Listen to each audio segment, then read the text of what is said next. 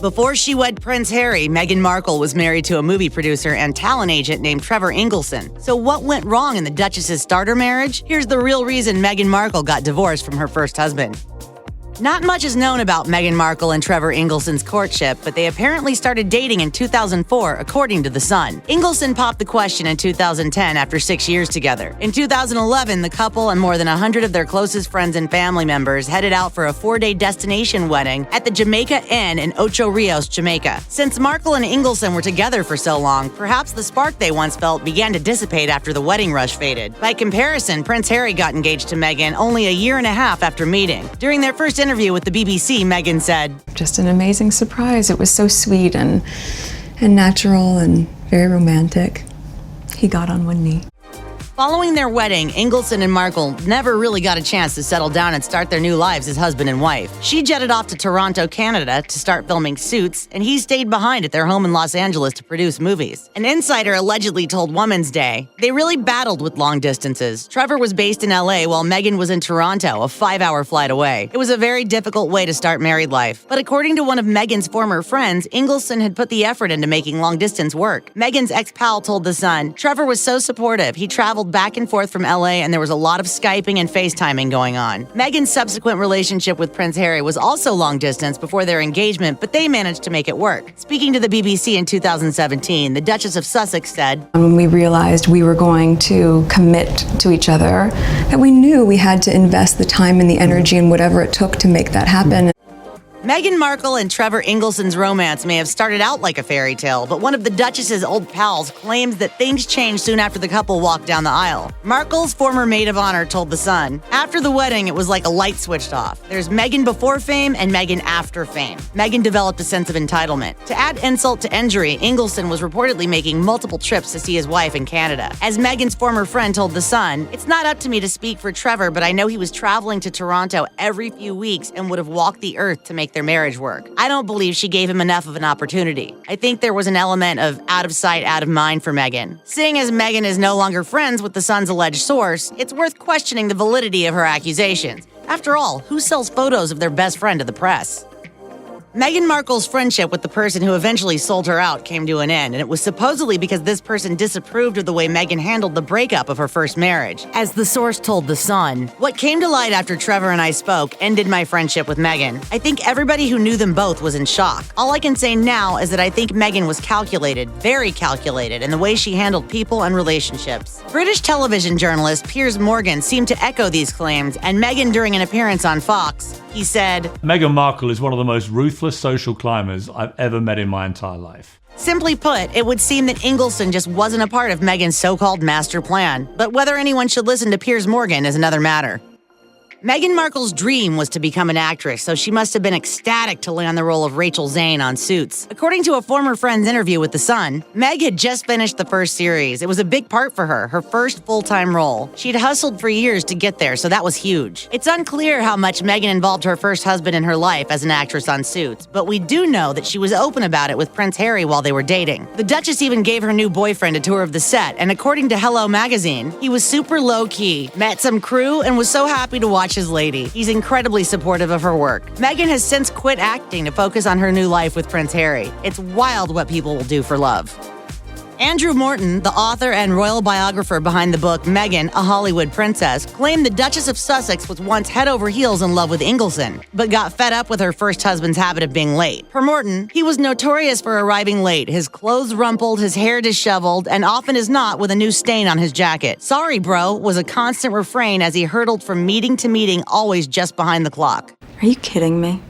Getting annoyed with a partner who has poor time management skills is probably a common pet peeve for many spouses, but does it really warrant ending a marriage and filing for divorce? According to Morton, Ingleson's tendency to be tardy was the polar opposite of Markle, who was described as being a self-confessed perfectionist, as fastidious as she was controlling. Meghan allegedly tolerated her then-husband's behavior to start with, but she was finally able to find some relief when she packed up and moved thousands of miles away from him to film Suits. A divorce soon followed. Meghan Markle was reportedly the one who decided to end her marriage to Trevor Ingleson, according to the Daily Mail. Long before she and Ingleson separated in early 2013, she had allegedly been enjoying the life of a bachelorette in Canada while her husband was at home in Los Angeles. Per the Daily Mail, there she took a two-bedroom apartment in the city center, transforming it into a sophisticated single-woman's household, filled with designer furnishings and decorated and tasteful neutrals. But can we really blame Markle for getting comfy in the Great White North, considering how long she was there for her job? In July 2013, Meghan told Esquire, "It takes about 8 months out of the year in total to do the 16 episodes. So we get out here in March and we'll probably wrap early November this year. I'm an adopted Canuck now." We are there 9 months out of the year, so I miss my sunshine. So while some people might accuse Markle of acting like a single lady, it sounds a lot like she was making the best of her situation. Meghan Markle's former bestie sure did spill a lot of information regarding her past, and even accused the actress-turned-royal of discarding people if she no longer had any use for them in her life. During her interview with The Sun, the source said of Meghan, "She is very strategic in the way she cultivates circles of friends. Once she decides you're not part of her life, she can be very cold. It's this shutdown mechanism she has. There's nothing to negotiate, she's made her decision and that's it." However, it was apparently a mutual friend that introduced Meghan to Prince Harry, and we can't fault her for cultivating a circle that helped her find the man of her dreams. Plus, Trevor Ingleson also allegedly moves in celebrity circles, and his second wife, Tracy Curlin, reportedly has a net worth more than $200 million. Is it really fair to call out Markle for mingling with fellow celebrities if Ingleson went on to do the same? If reports are to be believed, it's possible Meghan Markle moved forward with her divorce because she had an aching desire to live the life of a princess. The Sun claimed that Markle owned a book about Prince Harry's mother, the late Princess Diana, and she was also reportedly a huge fan of the Anne Hathaway film, The Princess Diaries. The Duchess of Sussex made no secret of the fact that she was a fan of royalty and even wrote about wanting to be a princess in her now-defunct lifestyle blog, The Tig. Meghan wrote via Hello Magazine, "Little girls dream of being princesses. I, for one, was all about She-Ra, Princess of Power. For those of you unfamiliar with the 80s cartoon reference, She-Ra is the twin sister of He-Man and a sword-wielding royal rebel known for her strength. We're definitely not talking about Cinderella here." Little did Markle know, after being set up on a blind date, her supposed dream of becoming a member of the royal family would finally come to fruition. Dreams really do come true.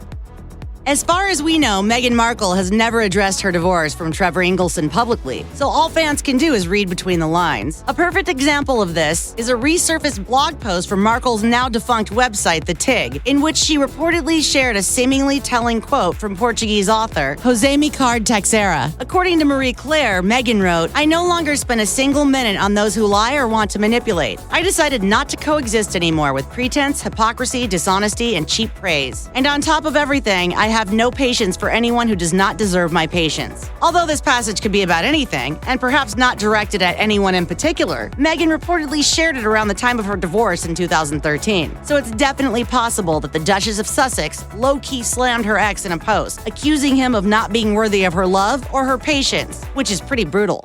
It's not enough to just survive something, right? Like, that's not the point of life.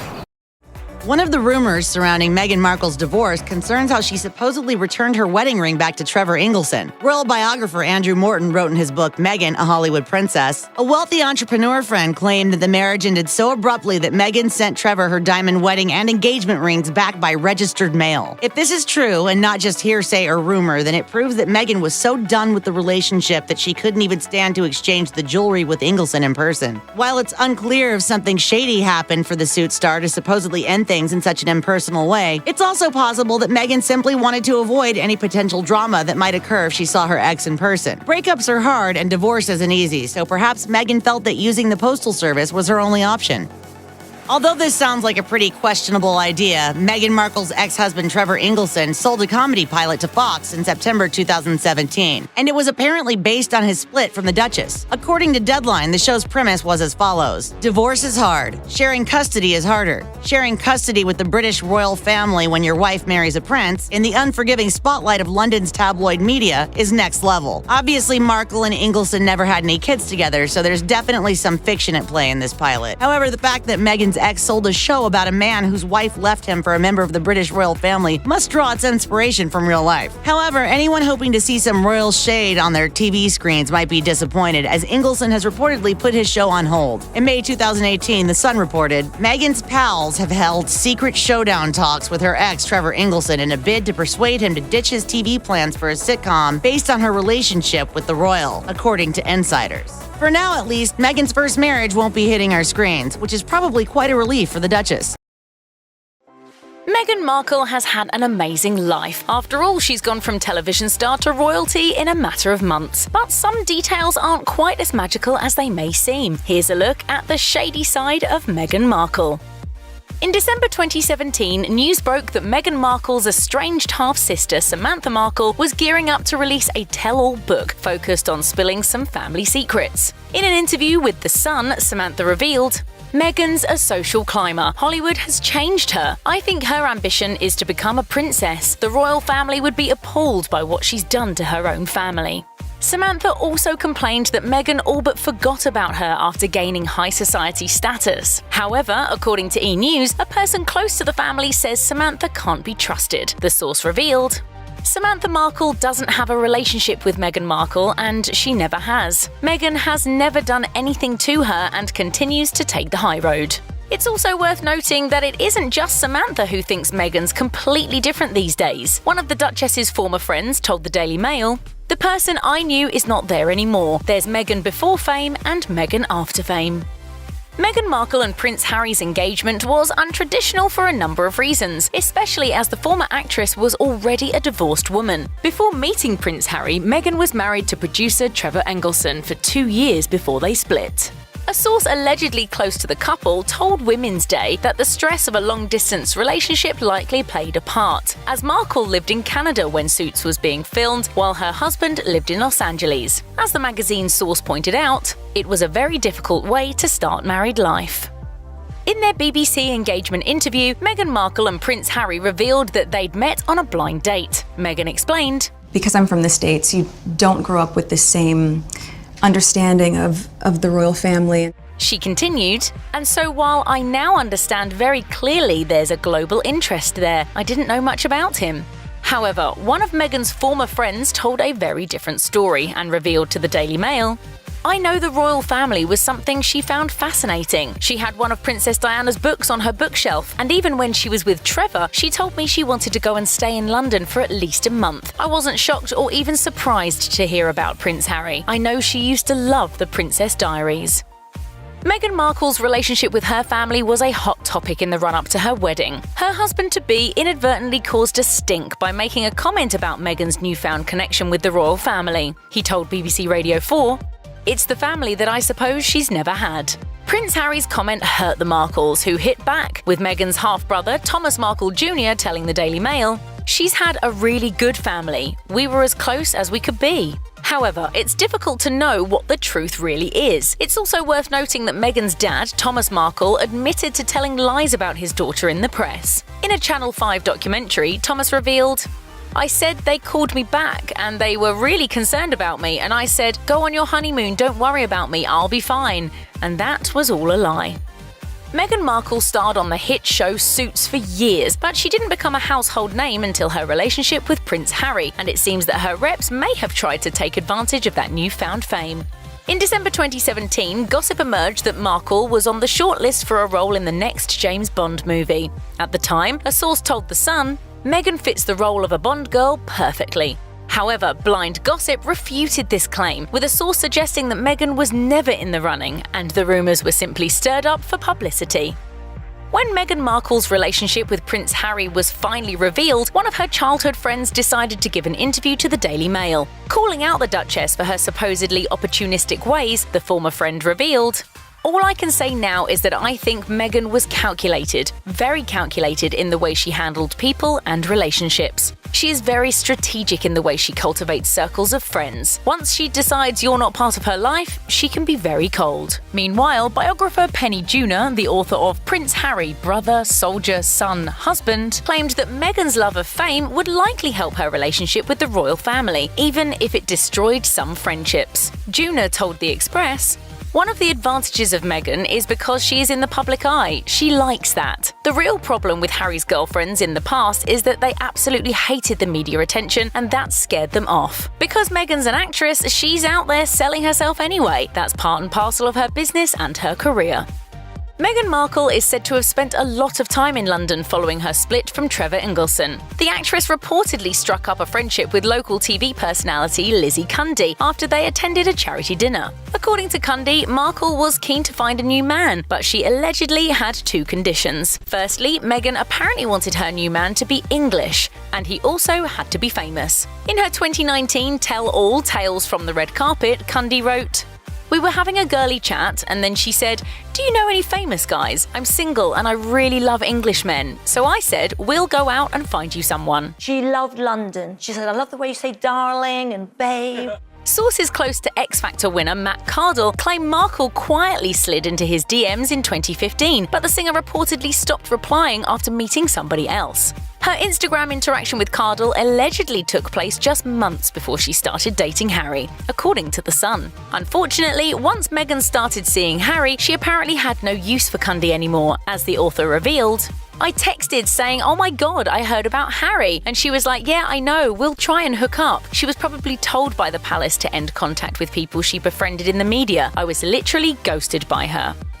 To the millions watching around the world, Meghan Markle and Prince Harry's wedding appeared to be a flawless fairy tale, but reports suggest that it wasn't exactly smooth sailing behind the scenes. According to the Daily Mail, the American got a lot of British backs up when she requested that air fresheners be deployed at her wedding because the smell inside St George's Chapel displeased her. According to one royal insider, apparently Meghan didn't like the smell of the chapel, which, as you would expect, is a little musty. It's not unpleasant at all though, it just smells how you would expect an old building to smell. St George's Chapel is a very old building, having been an important place of worship for the British monarchy since 1475.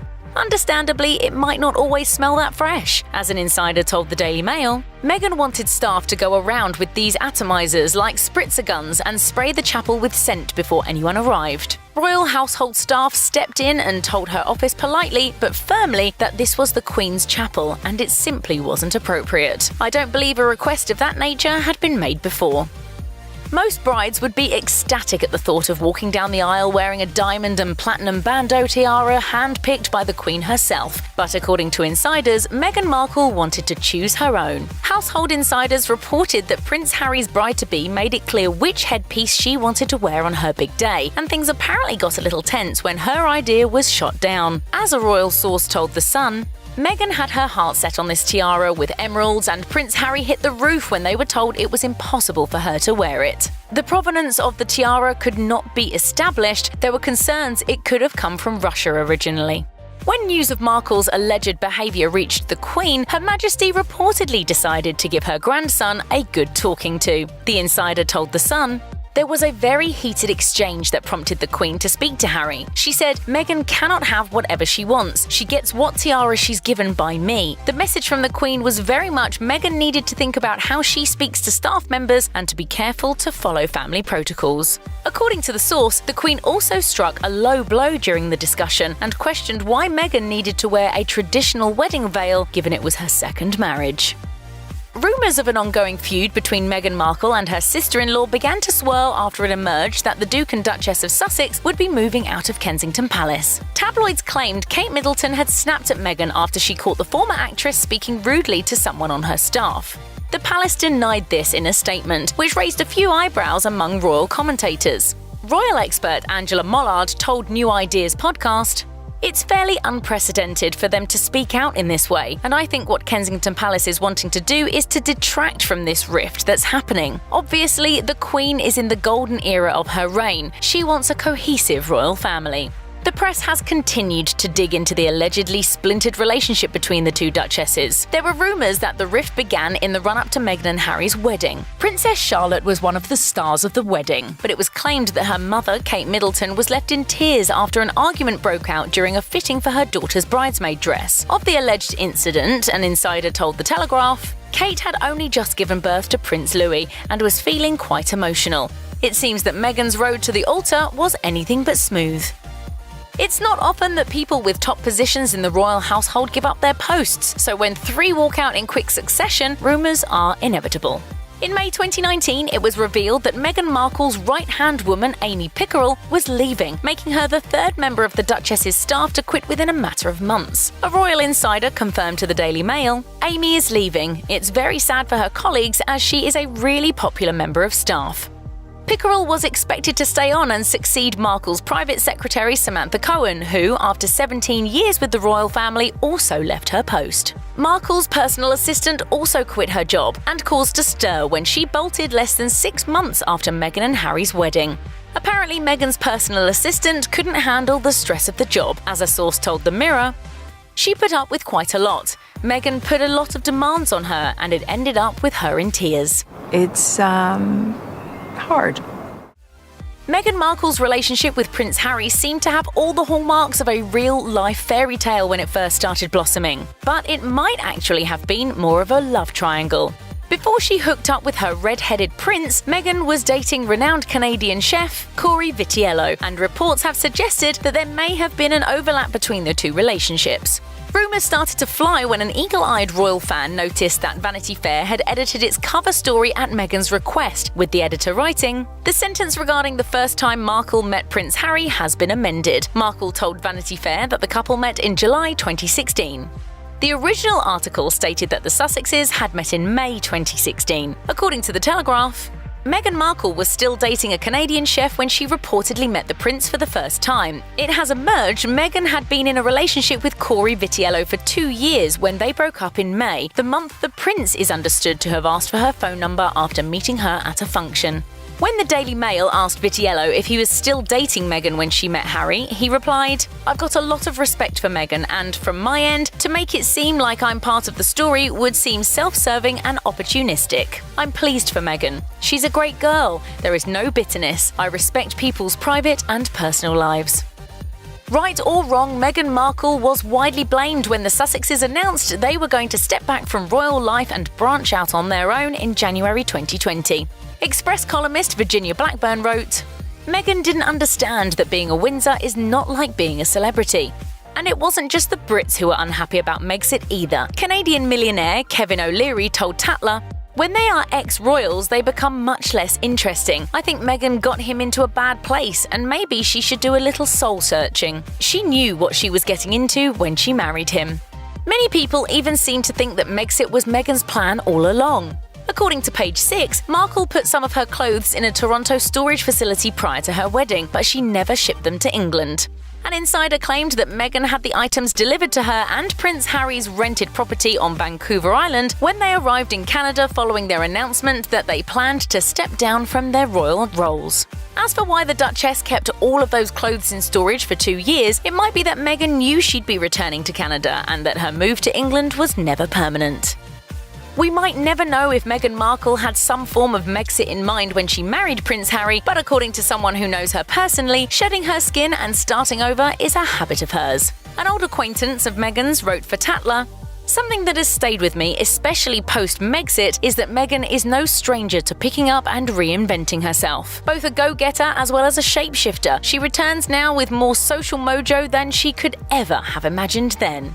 By March 2020, Markle was already unleashing that social mojo on Los Angeles, where she and Harry moved after leaving England and Canada behind. As the Duchess grew up in California, she likely already feels at home following the transatlantic move. However, Prince Harry has spent most of his life in the United Kingdom and is probably taking more time to adjust to the United States. Dr. Jane Goodall, a good friend of Harry's, told the Radio Times in April 2020, "I don't know how his career is going to map out, but yes, I've been in touch, though I think he's finding life a bit challenging just now." Meanwhile, another source told E! News, "Things have been stressful for Prince Harry since his move. It hasn't been easy."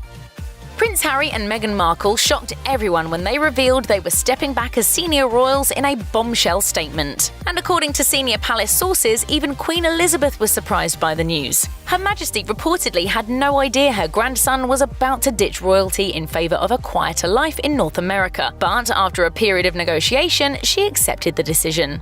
However, she did lay down some rules for the Sussexes moving forward, including banning them from using the word royal in their private endeavours. This was a bit of a slap in the face for the couple, considering that they'd already named their brand Sussex Royal. While the couple agreed to the Queen's terms, they seemed to throw some shade at the royal family over some of the new rules. A few months after their initial announcement, a new statement on the couple's website seemed to want to make it clear that the Queen doesn't own the word royal. It read, "While there is not any jurisdiction by the monarchy over the use of the word royal overseas, the Duke and Duchess of Sussex do not intend to use Sussex Royal or any iteration of the word royal in any territory." His family's been so welcoming. Meghan and Harry also appeared to take aim at Princess Eugenie and Princess Beatrice and said, "While there is a precedent for other titled members of the royal family to seek employment outside of the institution, for the Duke and Duchess of Sussex, a 12-month review period has been put in place. The York sisters have both been allowed to work while keeping their titles, and this seemingly snarky remark seems to prove that Harry and Meghan expected a similar arrangement." Now that Meghan Markle is stateside, she's apparently been dishing about Prince Harry's side of the family. And according to the Duchess, life was a little frosty in the royal family. In March 2020, a source spoke to the Daily Mail about Meghan and Harry's final trip to England as senior royals, and said, "Meghan said the trip has been a confirmation that they made the right choice in parting ways. There's no warmth between the family members, and she wants to raise Archie in a household that is filled with laughter and joy and lots of hugs." And Meghan's sister-in-law, Kate Middleton, is reportedly the biggest culprit, with the source revealing, "It's still weird to Meghan that no one hugs and that everyone is so uptight, especially Kate. She said it's obvious that Kate and William do not approve of their choices and that you could cut the tension with a knife. Kate barely even looked at her, and their interaction was kept to a bare minimum."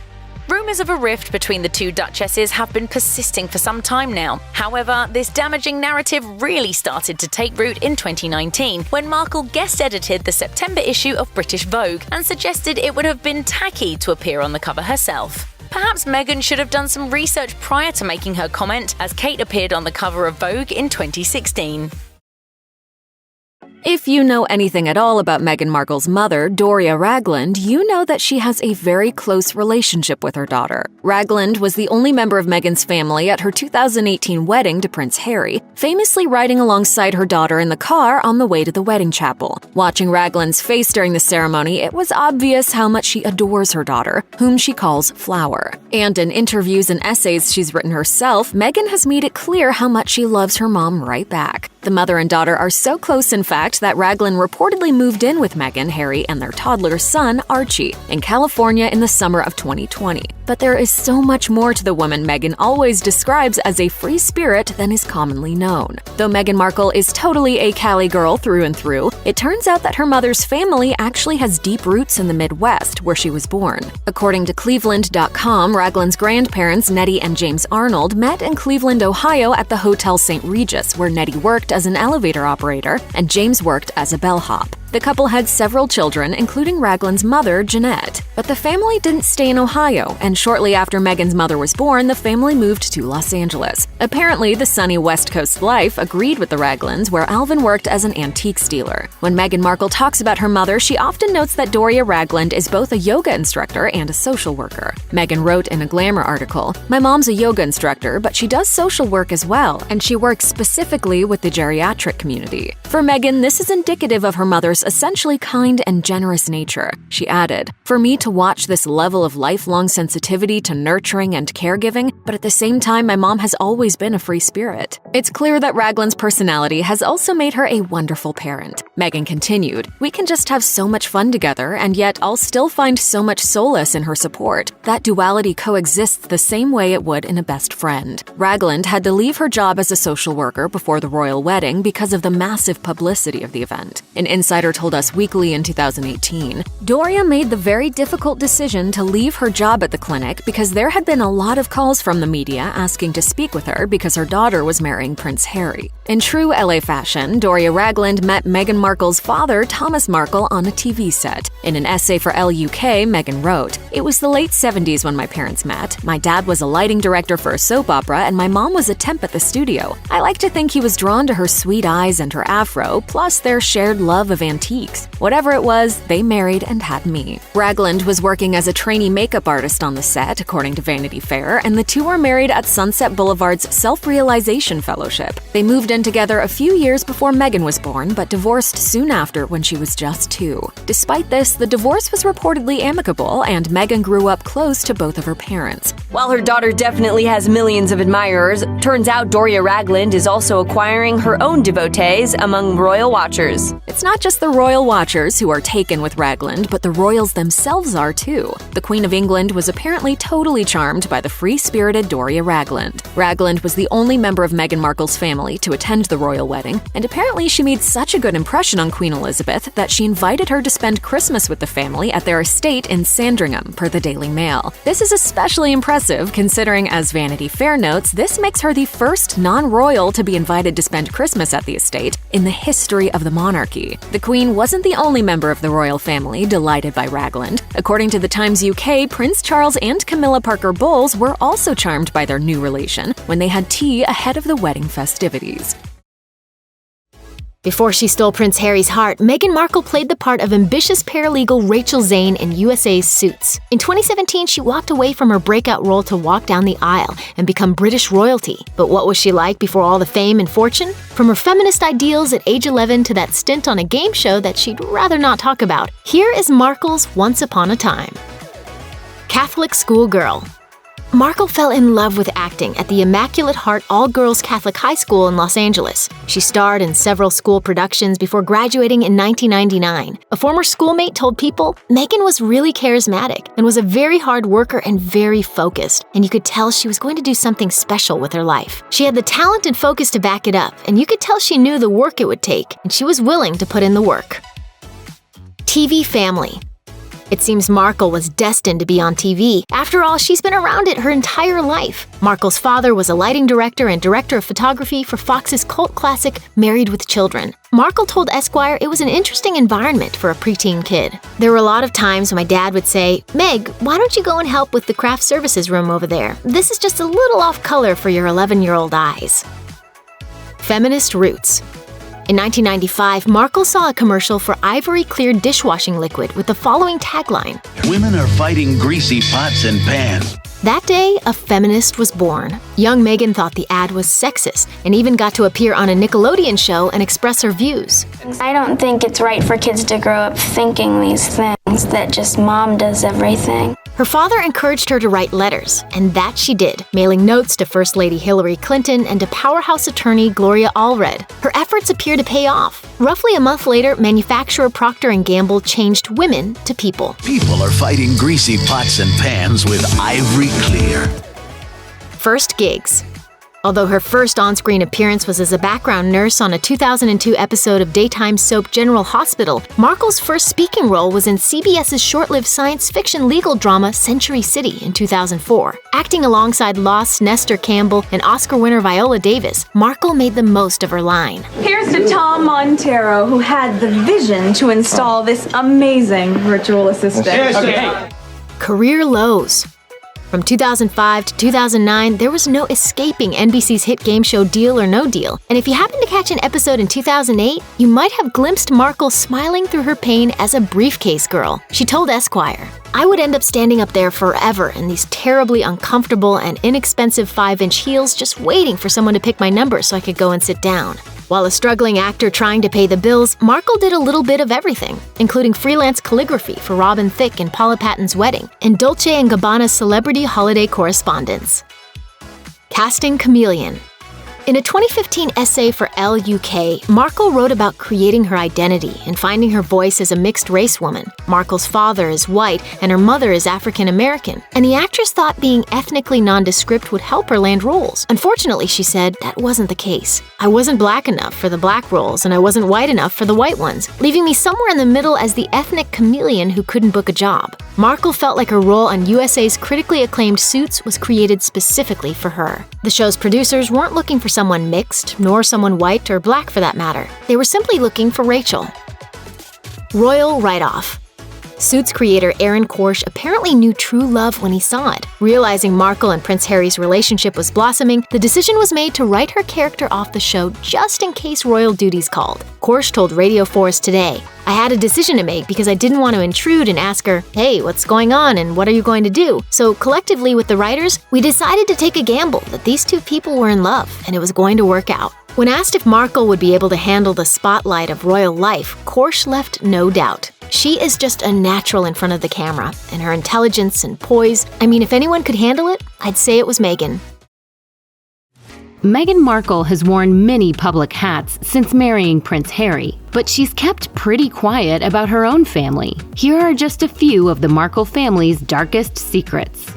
Meghan's relationship with her estranged father, Thomas Markle, came under intense media scrutiny as soon as she and Prince Harry announced their engagement in November 2017. It reached a fever pitch in the days leading up to the wedding in May 2018, when the Daily Mail exposed how Thomas teamed up with a photography agency in Los Angeles to stage photos related to Thomas's wedding preparations. Pictures of the father of the bride lounging at Starbucks, visiting an internet cafe to research Harry and Meghan, exercising to lose weight, and getting measured to fit into his wedding attire were all staged, the site reported. The 17-year-old pictured measuring Thomas wasn't a tailor. He was a student working at a nearby party supply store who was recruited to participate, as he told the Daily Mail. The student admitted, "It was really strange. This big American guy got the measuring tape out of his pocket and he was saying things in English. The photographer he was with stepped back to the street and started taking pictures." Thomas later told Good Morning Britain that he jumped at the opportunity to stage the pictures in order to, quote, change his image, wanting to turn the negative perception the public had of him into a positive one. Admitting his mission completely failed, Thomas said he felt bad about his mistake. The royal family, who had previously issued statements pleading with the paparazzi to leave Thomas alone, was reportedly embarrassed by the incident. After the unnecessary layer of spectacle that Thomas added to her royal wedding, which he ultimately didn't attend because of medical issues and embarrassment, according to TMZ, Meghan wrote a private letter to her dad pleading with him to stop cooperating with the press. In the note, Meghan said she felt absolutely blindsided by the pain her father was puppeteered into creating by the media. I never thought that this would be easy, but I thought it would be fair. And that's the part that's really hard to reconcile. She said that the lies her father was spreading about her with the help of the media have, quote, broken her heart into a million pieces, and claimed that she had only ever wanted to help him, whether it be financially, medically, or with the harassment he had claimed to her that he was experiencing, no thanks to the paparazzi. At the end of her letter, Meghan begged, "Please stop lying. Please stop creating so much pain. Please stop exploiting my relationship with my husband, and please stop taking the bait from the press." But he did the exact opposite. Thomas sold the letter to the Mail on Sunday, and the site published it for the world to see even more Markle family secrets. The Duchess later sued Associated Newspapers Limited, the owners of the site, for breach of privacy, and she won. According to Meghan's estranged half-sister, Samantha Markle, the Duchess of Sussex is allegedly responsible for hiding some family secrets of her own. In her first book, The Diary of Princess Pushy's Sister, Part 1, Samantha makes some startling claims about her sibling. Meghan is supposedly demanding and ungrateful for their father's early financial help. Samantha wrote, "He was paying for Meg to get a great education, and instead of showing gratitude, she was being belittling and controlling."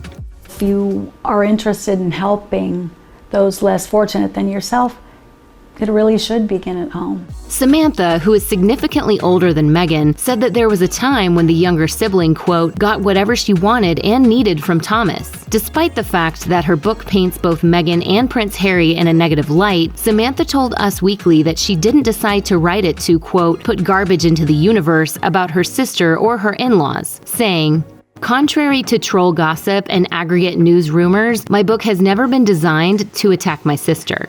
It never was a nasty slamming tell-all, but there's some juice, but there's a lot more to it.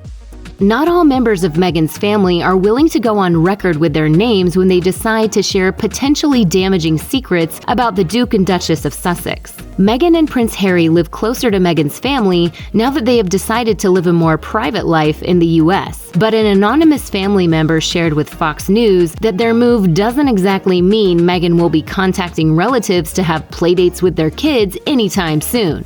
Responding to the idea sarcastically, the source responded, "Yeah, right after I set up a play date with Oprah Winfrey's family too. We're clearly in different social classes and we won't ever talk again." The insider also insinuated that Meghan now believes she is better than her family, and that they're not interested in having a relationship with her if it's going to be fake. The source went on to say, You shouldn't have to be someone you're not or a certain class to be accepted and loved. I'm not chasing after someone that doesn't want to talk to me. I have my own family and we couldn't be happier sharing the love that we have. Meghan's lack of contact with her family is allegedly her choice, the family member said. Still, the insider did wish Harry and Meghan well. Whatever her intentions may be, Meghan's half-sister, Samantha Markle, certainly appears in the news often. In May 2018, her boyfriend, Mark Phillips, told TMZ that she had allegedly broken her ankle and fractured her knee in a car accident that happened while the couple was fleeing from paparazzi in Florida. Phillips claimed that while trying to ditch cars chasing them, he hit a concrete barrier. On May 17th, one day after TMZ's original report and 2 days before Prince Harry and Meghan's wedding, the Daily Mail reported that Florida police could find no evidence of the alleged events. In fact, Samantha and Phillips could have actually been charged with a hit-and-run misdemeanor, which could have resulted in as much as 2 months in jail or a few lesser charges. At the time, a lieutenant explained to the Daily Mail, "Even if they hit a stationary property such as a wall, under Florida law, you are required to report that to law enforcement." Samantha and Phillips don't appear to have been charged with anything, but the timing of the alleged accident seems a bit fishy. One of the many reasons why Prince Harry's engagement to Meghan initially caused a stir is because she's a divorced woman, making her the first divorcee to enter the royal family. Meghan was married to film producer and literary manager Trevor Ingleson from 2011 to 2013, according to Elle magazine. The Sun reported that the union ultimately ended because Meghan's filming schedule for her TV show Suits strained their marriage. A friend of the exes told royal biographer Andrew Morton, who wrote 2018's Meghan, a Hollywood Princess, that Ingleson was shocked by Meghan's decision to end the marriage and felt like, quote, he was a piece of something stuck to the bottom of her shoe when she told him she wanted to divorce. Meghan's decision reportedly came totally out of the blue and caused friends of the couple to choose sides. Many apparently did not pick Meghan. In fact, the Duchess's ex-bestie, who was the maid of honor at Meghan's first wedding, apparently ended their friendship because of how Meghan allegedly treated Ingleson. The former friend claimed to the Daily Mail,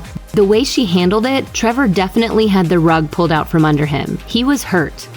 Meghan's father Thomas and her half-sister Samantha Markle are in the public eye often, but her half-brother Thomas Markle Jr. made some startling allegations of his own against his father in a 2018 interview with In Touch Weekly. Thomas Jr. claimed his father would snort cocaine in front of his kids during parties held in the 80s. But overall was very distant and absent often due to his busy work schedule, and seemed, quote, secretive, quiet, and grumpy whenever he was at home. He also alleged that Thomas Sr. took several trips to Thailand, allegedly to sleep with sex workers. Ultimately, Thomas Jr. called his relationship with his father frustrating and non-existent, and also echoed Sister Samantha's claims that Thomas Sr. favored Meghan, saying, "My father didn't really have the time for me and Samantha like he did for Meg." I fell in love with her, and I had been that way for 40 years.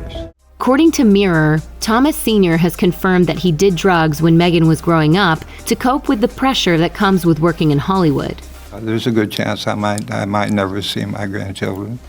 Even though he's not in the public eye as much as other members of his family, Thomas Markle Jr. has made some very extreme claims about Meghan. In a 2020 interview with New Idea, Thomas Jr. seemingly blamed the Duchess for more recent hardships in his life. He'd broken up with his partner, lost jobs, and was homeless. After calling the Markle name a curse, he went on to say, "Being associated with Meghan has nearly destroyed me. I am homeless and could have been under a bridge with a cardboard sign begging for money, but thankfully my mom has taken me in. Meghan could have helped me or got someone else at the palace to do so." I feel a bit betrayed being, shoved off to the side like I don't exist. He went on to call Prince Harry and Meghan hypocrites and added, "My family and I have all been blamed for making money, and now they're doing the same thing since stepping back from royal duties. The only difference is we're all broke." At this point, it might not come as a surprise that many of Meghan's family members have financial issues and have filed for bankruptcy. Vanity Fair reported that Thomas Markle Sr. did so in 2016, years after winning the lottery that potentially helped him pay for some of Meghan's college education. He had to file after poor investments and family feuds left him with no other choice. In 2018, The Blast reported that Thomas Sr. had filed for bankruptcy 3 times in total and lived off of a small retirement fund and Social Security payments. His older children followed in their father's footsteps and filed for bankruptcy in 2003 and 2012, respectively. Thomas Jr. said he had $10 to his name, but that he owed $88,000 in debt at the time, according to Vanity Fair. Royal fans most likely already know that Meghan is close to her mother, Doria Ragland, who doesn't seem to have as many dark secrets as her ex-husband. But Vanity Fair reported that Ragland also had to file for bankruptcy when a Los Angeles boutique she owned failed. There's a lengthy history of alleged abuse in Meghan's family that may explain some of the estrangement between them, and the extreme measures some of them have seemingly taken to get attention from the press. Meghan's half-sister, Samantha Markle, is an alleged abuser, according to her daughter, but she is also an alleged victim of domestic violence. In December 2020, the Daily Mail reported that Samantha's partner, Mark Phillips, was arrested on charges of domestic violence after hitting her in the face during a fight. He was taken into the Polk County Jail in Florida and released the same day. The couple reportedly began arguing because Samantha, who has multiple sclerosis, had personal care needs in the middle of the night that Phillips didn't want to help her with. He reportedly hit Samantha on the right side of her face in the ear area. He apparently fled the scene, but authorities later confirmed Phillips was the primary aggressor. While Phillips's court date was set for mid-January 2021, according to the Daily Beast, it has remained unclear where his case stands as of September 2021.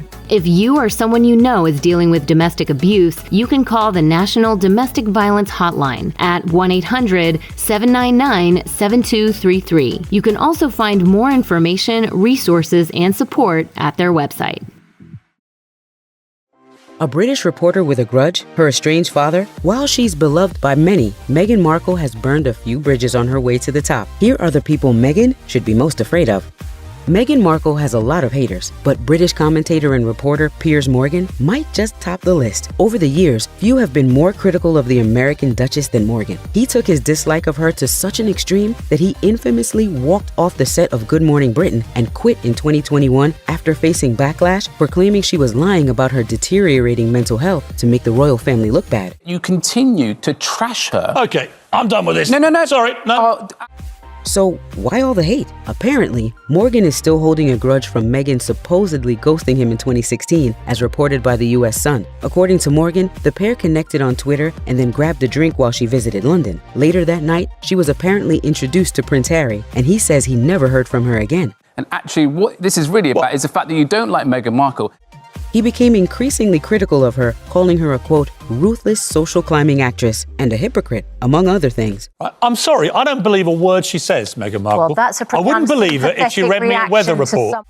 Morgan's other issue with Meghan appears to be how she treats the royal family. After the Sussexes' Oprah Winfrey interview, he tweeted, "This interview is an absolutely disgraceful betrayal of the Queen and the royal family. I expect all this vile, destructive, self-serving nonsense from Meghan Markle, but for Harry to let her take down his family and the monarchy like this is shameful."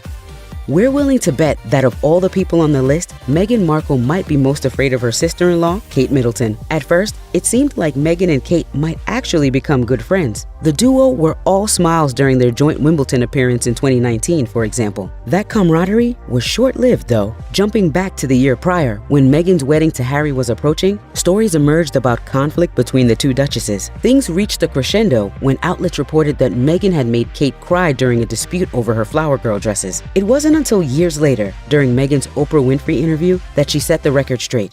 Was there a situation where she might have cried or she could have cried? No, the reverse happened. She added that Kate apologized and took responsibility for whatever transgressed between them, though that didn't exactly help. The real issue was that while Meghan didn't publicize what happened, Kate wouldn't set the record straight in the press herself. I protected that from ever being out in the world. Kate has never spoken publicly about her relationship with Meghan or acknowledged her claims that she was the aggressor. Ever since she wed Prince Harry, Meghan Markle's estranged father, Thomas Markle, has proven to be a thorn in her side. The trouble started when Thomas posed for paparazzi photos days before the wedding, something he'd be instructed not to do. He then suffered a heart attack and couldn't attend the ceremony due to his ailing health, leading Prince Charles to step in and walk Meghan down the aisle instead. Things unfortunately only deteriorated between Meghan and Thomas after that, as he continually spoke about their relationship publicly. According to BBC News, Meghan wrote him a long emotional letter in a plea for him to stop, which he then released to the press. She went to trial against a British tabloid that published the letter for violating her privacy and won the case in December 2021. Since releasing the letter, however, Thomas has continued talking to the press, even though that was evidently the cause of the rift in the first place. As recently as October 2021, he appeared on Good Morning Britain and claimed he would continue to do so until Meghan spoke to him, saying, "I will do a show at least a month if I can get it through, and eventually sooner or later she'll start talking to me. This is way too childish. This is kind of silly." It's time to talk with each other. We're family. If Meghan Markle doesn't get along with her dad, you better believe she doesn't see eye to eye with her long-lost half-sister either. First, a little context. Meghan and Samantha Markle were reportedly not raised together, as Samantha is a good bit older than the Duchess. Perhaps because of their casual acquaintanceship, Samantha has long been accused of cashing in on Meghan's rise to the international spotlight. The elder Markle sibling began giving interviews to the press, which Meghan mostly ignored, at least publicly. Soon enough, the interviews turned critical when Meghan and their father fell out. Samantha even published a book called The Diary of Princess Pushy's Sister Part 1, claiming that Meghan had been a spoiled child. Samantha further alleged that after Thomas landed in the hospital in 2018, the royal family wanted to reach out and help him, but Meghan wouldn't allow it. While Meghan hasn't publicly talked about Samantha, it's well known that the relationship appears acrimonious on both sides. Meghan came under fire after an email between herself and her former press secretary was leaked in November 2021. In copies of an email shared on Twitter by a writer for The Sun, she reportedly claimed she barely knew Samantha and that if they needed to go after her, they should attack the fact that Samantha had lost custody of her 3 children. At the time, Express reported that Samantha planned to file a defamation lawsuit against Meghan. I think the goal clearly was to discredit me, to discredit my father. Next up on the list is Meghan's father-in-law, Prince Charles. When Meghan wed Prince Harry, it seems like she and Charles were on great terms. He walked her down the aisle after all. But behind closed doors, things were not as friendly as they seemed on TV. As far as we can tell, relations already appeared strained between Harry and Charles, and were therefore seemingly worse with Charles and Meghan. Remember that letter she wrote to her dad? Well, according to text released by London's Court of Appeal in November 2021, Meghan only agreed to reach out to Thomas over his rounds in the press in order to get Charles to cut Harry some slack over the situation. She reportedly wrote to her former communications chief, "By taking this form of action, I protect my husband from this constant berating, and while unlikely, perhaps it will give my father a moment to pause." Then there was the Oprah Winfrey interview, in which Meghan claimed that an unnamed royal family member asked about soon-to-be-born Archie's skin color. And also concerns and conversations about how dark his skin might be when he's born. According to sources cited by Page 6, that senior member was allegedly Charles. However, things really hit the fan when Harry and Meghan decided to move stateside and give up their royal duties. Charles reportedly refused to bankroll their lifestyle any longer, supposedly leaving them with no security and no royal backing thousands of miles from home. It might seem cliche to say that Meghan Markle should be intimidated by her stepmother-in-law, but some have alleged that she and Camilla Parker Bowles no longer get along. According to insiders cited by The Mirror, when Meghan began dating Prince Harry, the Duchess of Cornwall was welcoming and even tried to take the former actor under her wing, having once been a royal outsider herself. The more comfortable she got, though, the more Meghan reportedly began to step on Camilla's toes. The final blow to the relationship apparently came a year later when Meghan and Harry spoke to Oprah Winfrey about the trauma they'd endured at the palace. While Harry claimed that his father was incredibly hurtful in financially cutting him off and leaving him without protection, Prince Charles's wife wouldn't hear of it. Camilla reportedly placed the blame for the fractured relationship between her husband and stepson directly on Meghan. As a palace insider told The Telegraph, "I don't think the Duchess will ever forgive Meghan for what she's done to the Prince of Wales." By most accounts, the royal family was welcoming of Meghan Markle when she first started dating Harry. One distant relative, Princess Michael of Kent, however, reportedly could not have been less kind. According to Town and Country, Princess Michael of Kent, whose first name is Marie, has been accused of racism when it comes to her interactions with Meghan. The incident occurred in 2017 when she attended the annual Christmas luncheon at Buckingham Palace. According to Harper's Bazaar, Princess Michael of Kent wore a decorative brooch deemed deeply offensive by many, as it depicted a racist caricature of an enslaved person. With a well-known history of alleged racism, Marie also previously caused a scandal in 2004 after telling a group of black customers to, quote, go back to the colonies while dining in New York City. That said, she later expressed remorse for the brooch.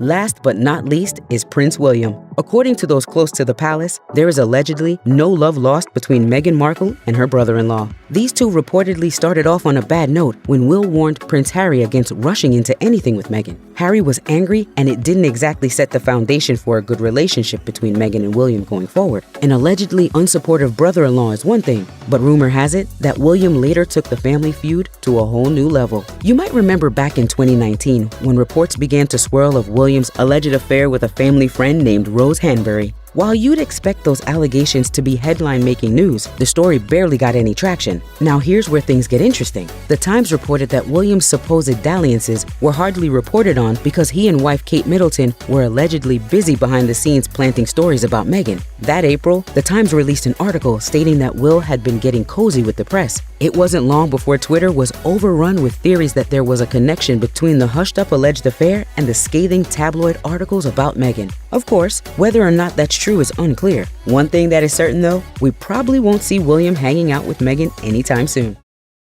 Despite her A-list success and storybook romance with Prince Harry, Meghan Markle's life hasn't been easy. From her familial problems to issues with the British tabloids, the former actress's road to happiness hasn't been clear. Here are some of the tragic details about Meghan Markle.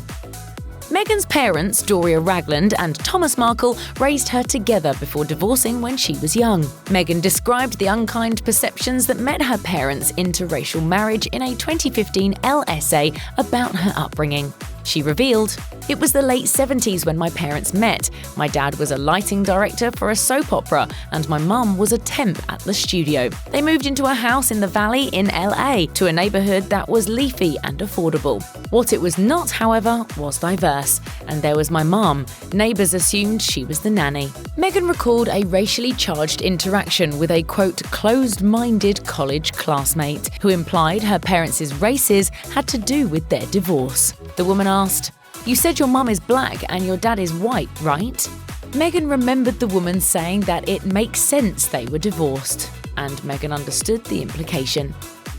Like many other young women, Meghan struggled with her self-image as a teenager into her 20s.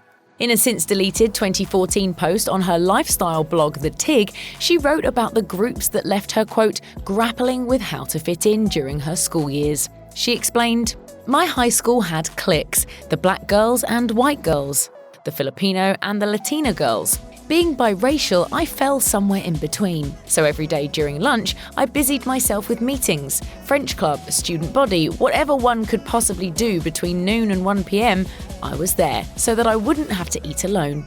Navigating Hollywood in her 20s presented a new set of challenges for her self-esteem. She went on to admit, "My 20s were brutal, a constant battle with myself, judging my weight, my style, my desire to be as cool, as hip, as smart, as whatever as everyone else. I must have been about 24 when a casting director looked at me during an audition and said, 'You need to know that you're enough. Less makeup, more Meghan.'" Meghan's path to Hollywood success also came with some racial speed bumps. She has been open about the challenges that she's experienced because of her biracial identity, describing herself in her 2015 Elle essay as an ethnic chameleon who couldn't book a job. Markle revealed that the characters she auditioned for in Hollywood often were assigned a specific race. She explained, "There couldn't possibly be a more label-driven industry than acting, seeing as every audition comes with a character breakdown: beautiful, sassy Latina 20s, African American, urban, pretty, early 30s, Caucasian blonde, modern girl next door." She went on to reveal that her ethnically ambiguous status often meant she, quote, wasn't black enough for the black roles and wasn't white enough for the white ones. Many years after the divorce of her parents, Meghan experienced an annulment of her own. She and ex-husband Trevor Engelson began dating in 2004. After a lengthy courtship, the couple eventually married in September 2011.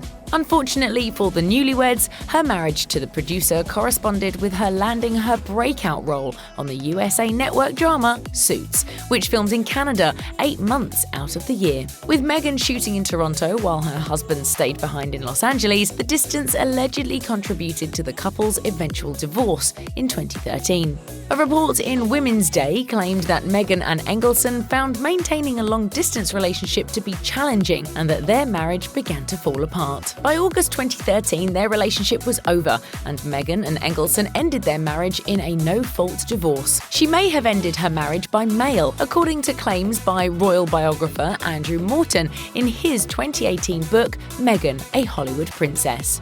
Morton wrote, "A wealthy entrepreneur friend claimed the marriage ended so abruptly that Meghan sent Trevor her diamond wedding and engagement rings back by registered mail."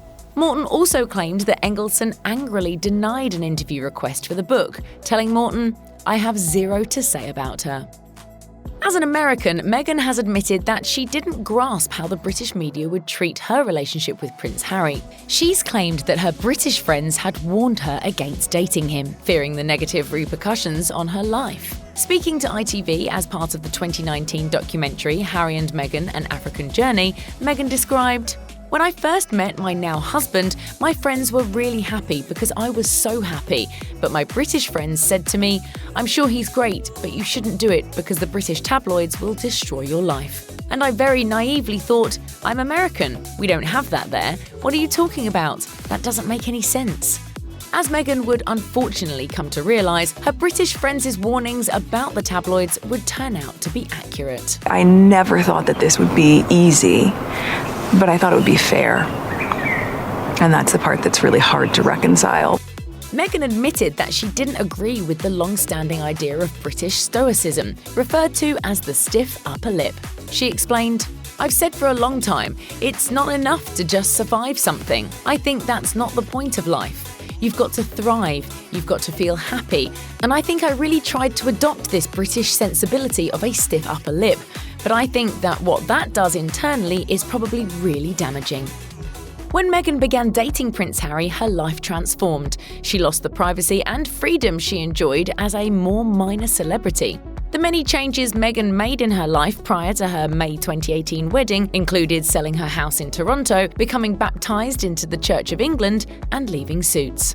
As part of her introduction to the royal family, Meghan had to comply with a set of rules intended to govern her behaviour as a duchess. Thanks to the Queen's disdain for selfies, garlicky dishes, and women wearing skirts without tights, Meghan likely couldn't indulge in any of those behaviours without some backlash. She also erased her online personality from the internet, shutting down her lifestyle blog The Tig and wiping her personal social media profiles, posting instead from her joint Sussex Royal Instagram account with Prince Harry. However, Meghan and Harry's announcement in January 2020 that they would be separating from their roles in the British royal family presented new possibilities for Meghan to regain some of the pleasures of normal civilian life. From the very beginning of her relationship with Prince Harry, Meghan was vilified by the British press, with tabloids publishing sexist, racist, and classist comments about her. In a then unprecedented move early in their relationship, Harry issued a public plea petitioning the press to respect the privacy of his then-girlfriend in 2016, issuing a statement condemning the, quote, wave of abuse and harassment that met Meghan once their relationship went public. Offensive tabloid headlines aimed at Meghan included the Daily Mail surmising about Meghan's, quote, exotic DNA and straight outta Compton upbringing, and in 2019, BBC presenter Danny Baker was fired after posting a tweet comparing Meghan and Prince Harry's then infant son Archie to a chimpanzee. Meghan fought back, breaking royal protocol, with British royals normally playing nice with the press, even in the face of negative coverage, by suing the Mail on Sunday tabloid in 2019. Following news of the lawsuit, Prince Harry issued another statement supporting his wife, writing, "Unfortunately, my wife has become one of the latest victims of a British tabloid press that wages campaigns against individuals with no thought to the consequences. A ruthless campaign that has escalated over the past year, throughout her pregnancy, and while raising our newborn son." When Meghan and Harry stepped away from the royal family in 2020, the couple sent letters to a number of British tabloids, informing them of a new zero-engagement policy locking them out. It came as no surprise that Meghan's mother was one of the only members of her family who attended her 2018 royal wedding. In the years since Markle's relationship with Harry went public, she's experienced a specific kind of betrayal at the hands of her family members, including her father Thomas and his 2 children from a previous marriage, Thomas Markle Jr. and Samantha Grant. Thomas Markle Sr. embarrassed his daughter the week before her May 2018 nuptials by staging paparazzi photos that showed him trying on tuxes and studying British history, eventually telling TMZ that the images were stupid and hammy, and later skipping his daughter's wedding. Markle Sr. came out against his daughter again in 2020 when Meghan and Prince Harry announced they would be stepping away from their royal duties, telling Us Weekly that he was disappointed by their decision. Meghan's half-siblings haven't been any kinder, with Markle Jr. allegedly writing a letter to Prince Harry in 2018 slamming Meghan as a, quote, jaded, shallow, conceited woman, according to In Touch. I feel a bit betrayed being, shoved off to the side like I don't exist. Markle Jr. eventually walked back his comments, but his sister Samantha Grant hasn't stopped attacking Meghan in the press, beginning in 2016 when she called Meghan a social climber, according to The Sun. Grant, who began publicly going by the name Samantha Markle, criticised Meghan for not inviting her to her wedding in 2018 and, in 2019, tweeted that Meghan was a narcissist, according to Yahoo Style. In the years leading up to Prince Harry and Meghan announcing they were stepping away from their royal duties in January 2020, Meghan was dogged by rumours that she and her sister-in-law, Prince William's wife Kate Middleton, were embroiled in a feud.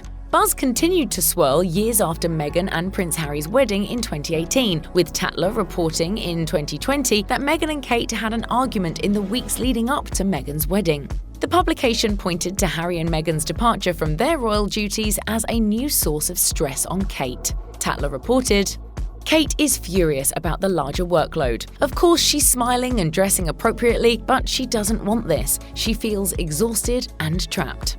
While the royals issued a statement shooting down the Tatler article as inaccurate, the story wasn't the first time the press surmised about the bad blood between the wives of the British royal brothers.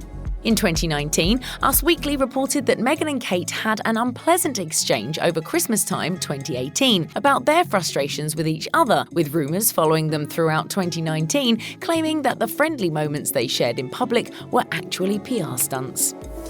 In a heartbreaking op-ed in the New York Times, Meghan revealed that she suffered a miscarriage in July 2020. While changing the diaper of her first child, Archie, the Duchess of Sussex wrote that she felt a sharp cramp and immediately knew something was wrong. She explained, I dropped to the floor with him in my arms, humming a lullaby to keep us both calm. The cheerful tune, a stark contrast to my sense that something was not right. I knew, as I clutched my firstborn child, that I was losing my second. The former actress leaned on the strength of her husband as they mourned together. She wrote, sitting in a hospital bed watching my husband's heart break as he tried to hold the shattered pieces of mine, I realised that the only way to begin to heal is to first ask, are you okay?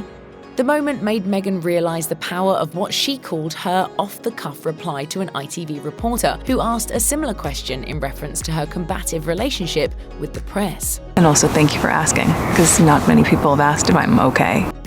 Markle further revealed that the essay was an effort to not only dispel the taboo surrounding miscarriage, but to also discuss the polarization and isolation that left most of the world feeling more alone than ever in 2020. In the grief we all share, she found hope, writing, for the first time in a long time, as human beings, we are really seeing one another. Are we okay? We will be. When Rihanna showed Prince Harry around her home country, their interactions with the locals got way spicier than anyone expected.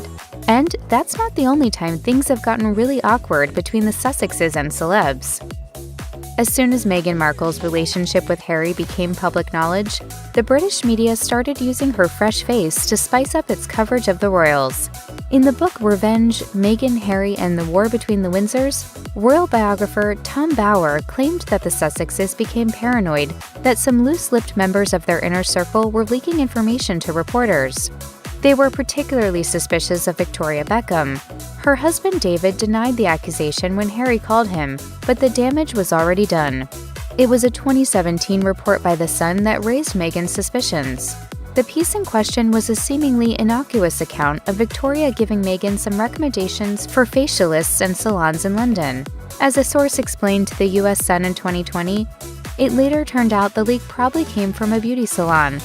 According to The Insider, this misunderstanding led to tension for a while, but everyone eventually patched things up well enough for the Beckhams to attend Harry and Meghan's wedding. During a March 2023 episode of Watch What Happens Live, Rebel Wilson discussed the time that she introduced her mom to the Duke and Duchess of Sussex. It was at a polo match in Santa Barbara, California in 2022, and it wasn't exactly the most comfortable moment. Met Harry, could not have been nicer, but then Meghan was not as cool. Oh, really? It wasn't as naturally warm. At the time of the meeting, Wilson had recently cracked a joke about Harry while hosting the BAFTAs. As she quipped during the show, from drama to horror to fantasy, Harry and Meghan's interview with Oprah had it all. However, Markle's iciness may have been unrelated to the joke, as Wilson's mother wasn't exactly on her best behavior. And then my mum, being Australian, just asked her all these slightly rude questions. Oh, and I was like, Mum, what? What was she asking? Where are your kids? Wilson was sympathetic to Markle, as she finds this type of questioning to be a form of mommy shaming, which she too has experienced since becoming a mom herself. As she put it during an appearance on the Life Uncut podcast, "I was shocked at the criticism because Chris Hemsworth goes to the gym and people aren't yelling, 'Where's your kids?' But why do they do it to every woman?" When Andy Cohen appeared on Meghan Markle's Archetypes podcast in November 2022, he learned that she was a Real Housewives fan during her time on Suits. She even tried to get booked on Watch What Happens Live but got turned down. Cohen admitted that this was a big mistake. As he put it, "It is now the biggest blunder in the 13 years of the show." Cohen had to make another embarrassing confession, as he didn't remember meeting Meghan twice before. The first time happened before Suits was even on the air. She approached him at an event and began excitedly chattering away. Looking back, Cohen was worried that he behaved regrettably, but Meghan laughed and assured him that he had nothing to worry about. Cohen later addressed the podcast conversation during his SiriusXM show Andy Cohen Live. As he admitted, "It's compelling and awkward." When Margot Robbie encountered Prince Harry at Suki Waterhouse's housewarming party in 2016, she wasn't exactly starstruck. As she recalled to Jimmy Fallon during an appearance on The Tonight Show, she dropped something outside the house and Harry helped her look for it. But at the time, she had no idea that a prince had come to her rescue. Later, Robbie hopped in a photo booth with a group that included her good pal Cara Delevingne, as well as Harry, whom she still didn't recognize. As Robbie put it, he left his crown at home, thereby making it more difficult to identify him as royalty. He was, however, sporting some eyewear that made him look like someone else. Actually, when I saw him in those glasses, I was like, oh my God, I didn't know Ed Sheeran was at the party. And, and he got really offended. Oh, no, he did not. He's like, shut up. But Harry apparently got over being mistaken for his fellow red-headed Englishman. Robbie later obtained the Duke's phone number, and as she revealed to Extra, he's pretty quick on text actually. Unlike me, I write back 4 days later, weeks later sometimes. When Prince Harry met Neve Campbell at a party in London, he didn't creep her out by asking if she liked scary movies, but he did leave her a bit flummoxed. As she recalled on Dax Shepard's Armchair Expert podcast, "We had a little dance, and he told me that he grew up with a poster of me on his wall. I was like, where? In Buckingham Palace?" Harry later invited the star of Scream to a charity event, and was apparently eager to chat with her again. She brought along her partner, British-American actor J.J. Field, and naturally planned to sit beside him. Her royal host, however, had other plans. As she recounted, "Some older gentleman came up to me and told me that I was being seated next to Harry. This placed Field in a somewhat uncomfortable position, but as Campbell recalled, JJ's a Brit, so he was like, okay, whatever, I know how to do this game." And so, Field respected the prince's wishes and accepted a different chair elsewhere. Sadly though, Campbell didn't spill any details about what she and Harry talked about. When Beyoncé met Meghan Markle and Prince Harry at the UK premiere of The Lion King in 2019, she'd already paid tribute to the Duchess of Sussex more than once. Earlier that year, she and Jay-Z filmed their Brit Awards acceptance speech in front of a painting of Meghan wearing a crown. The Carters later posed for a photo in front of the same painting. Beyoncé shared it on Instagram along with a message for Meghan with the caption reading, "In honor of Black History Month, we bow down to one of our melanated Monas. Congrats on your pregnancy. We wish you so much joy." During the Lion King premiere, the Sussexes warmly greeted the Carters. They then struck up a conversation with the movie's director, Jon Favreau, with Harry quipping, "Next time anyone needs any extra voiceover work, we can make ourselves available." And then Meghan added, "That's really why we're here, to pitch." Part of that exchange was witnessed by Beyoncé, who scratched her nose, laughed, and looked away. Some observers believed that Beyoncé's body language indicated that she was experiencing secondhand embarrassment. Nevertheless, Markle later got her own Disney gig by narrating the 2020 nature documentary Elephant. When country singer Mickey Guyton's parents joined their daughter at Super Bowl 56 in February 2022, they didn't expect to bump into a British prince. Guyton was performing the national anthem, and she wasn't with her folks when they met Prince Harry and posed for some photos with him. The singer later recounted to Entertainment Tonight, "My mom was like, 'Man, does anyone tell you look like Prince Harry?'" Harry attempted to make a dramatic reveal by removing the hat he had on, apparently believing that this would make it obvious that he was the real deal. But Guyton's mom still didn't realize the truth until her daughter was able to set her straight. Guyton also got her own photo with Harry, and she even made an effort to make him feel like he was back home with his family, and all of their protocol about the proper way to greet royalty. As she tweeted, "I met Prince Harry. He was just lovely. I even curtsied in my tracksuit." Idris Elba is an accomplished thespian who has won over legions of fans in a variety of major movies and TV shows. But while he's used to being offered a motley assortment of acting roles, Prince Harry managed to leave him flabbergasted with a once-in-a-lifetime job offer. As the actor recalled on an episode of The Ellen DeGeneres Show, he goes, "Would you DJ at my wedding?" I was like, "Is this a joke? Are you joking?" And then he's serious. But even if Elba had wanted to say no, how could he turn down such an important royal request? Ultimately, he took the responsibility of keeping the dance floor packed very seriously. They're good friends, and I wanted to make sure they had a great time, so it was a lot of pressure. Harry's request also meant that Elba would have to field endless questions about the nuptials.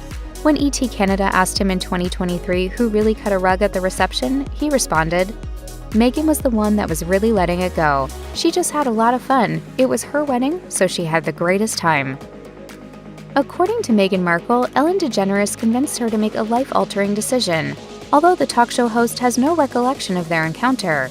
During a 2017 interview with Reader's Digest Best Health, Meghan shared a detailed anecdote about running into DeGeneres and her wife Portia de Rossi at an animal shelter. As Meghan recalled, Ellen goes, "Is that your dog?" And I said no, and she's like, "You have to take that dog." Meghan claimed that DeGeneres even pressured her to think up a name on the spot, which she did, Bogart. As DeGeneres was leaving, she even returned to the window to demand one final time that Meghan adopt the dog. The pressure paid off for Bogart, who got to go home with the future Duchess. The following year, DeGeneres brought up this story during an episode of her talk show, though she claimed to her audience that she didn't remember any of it. Still, she argued that she deserved an invite to Meghan and Harry's wedding for ensuring that Meghan became a dog mom. DeGeneres suggested that without the love of a loyal canine companion, Meghan would have gone on a downward spiral by losing her job and becoming a criminal with no hope of meeting a prince. As the host then quipped, "So I saved her life." Members of the royal family are often accused of breaking protocol when they hug members of the public. But when Prince Harry met education activist Malala Yousafzai during the We Day charity event in 2014, he apparently didn't realize that her Muslim faith has strict rules about physical contact. As Craig Kielburger, the event's co-founder, recalled to Hello Magazine, Prince Harry put his arm around Malala for a photo and very loudly in the corner, Malala's mother in Urdu shouts, "No, no, no," which translated to, "Not unless you marry her can you touch her." Harry's face then turned as red as his hair. Yousafzai was also reportedly visibly mortified, and she and Harry took care to avoid any physical contact at all as the photo was taken. The two of them met again in 2020, this time along with Harry's wife, during International Day of the Girl. Harry didn't have to worry about making a similar mistake this time, as the COVID-19 pandemic forced them to have a virtual conversation. They had clearly put any awkwardness behind them as they discussed the importance of ensuring that girls have access to education.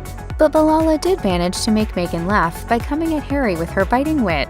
I think it takes boys slightly longer to understand how important education is, but they get there in the end. There was something holding Shawn Mendes back when he got the opportunity to meet Prince Harry and Meghan Markle. The royal couple never even knew that the pop singer endured an excessive amount of anxiety at their expense when he performed at Queen Elizabeth's 92nd birthday bash in 2018.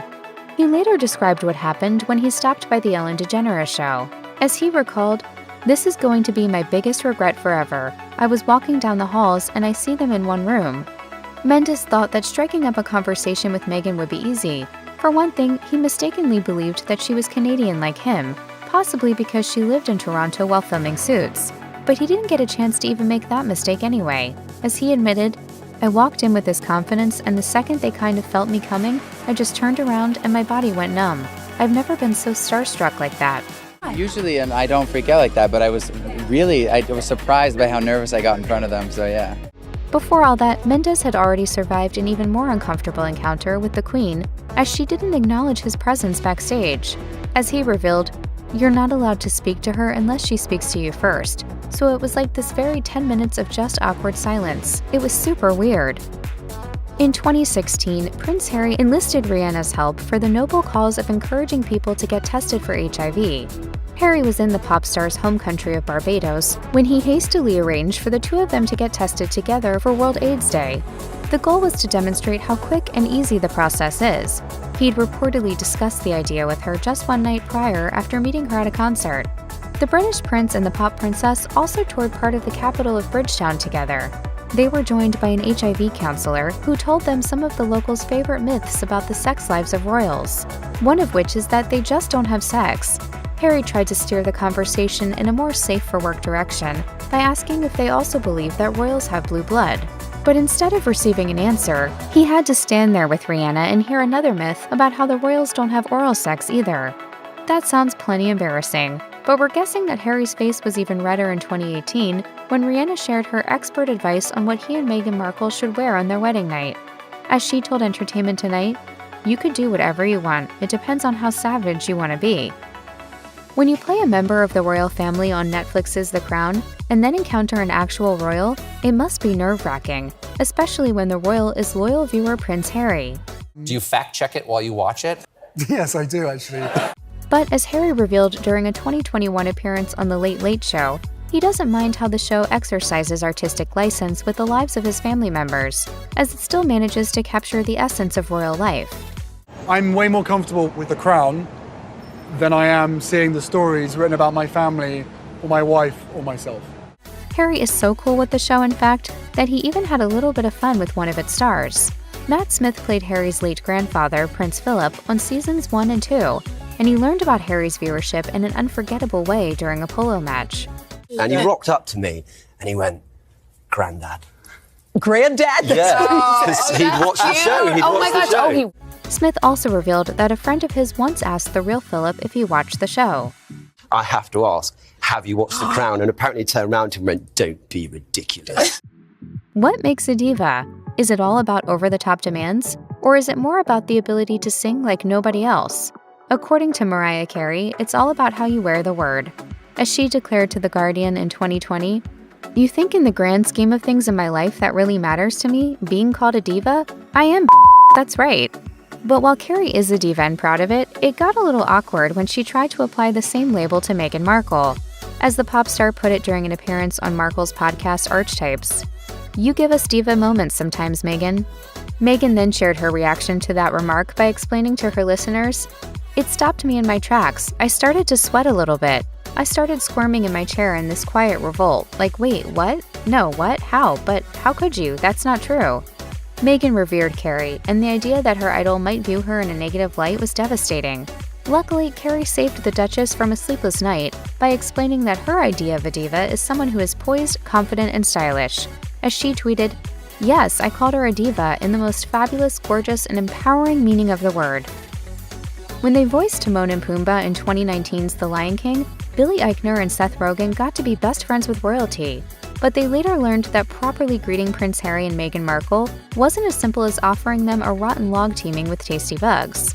During an episode of Jimmy Kimmel Live, Eichner revealed that preparing to meet the Sussexes at the London premiere of the movie was a bit like studying for a stressful test. What makes you nervous is that in the days leading up to it, they email you a protocol of how you're supposed to greet Prince Harry and Meghan.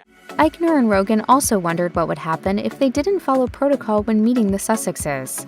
I assume you get put in the Tower of London. Yeah, if it all goes wrong, I can't be thinking of the repercussions. I'd like to come back here one day. The Daily Mail shared a video of a visibly nervous Eichner preparing to meet the royals on the red carpet and saying to Rogan, "I'm going to say pleasure to meet you. Is that bad? I'm going to say it. I'm going to say it."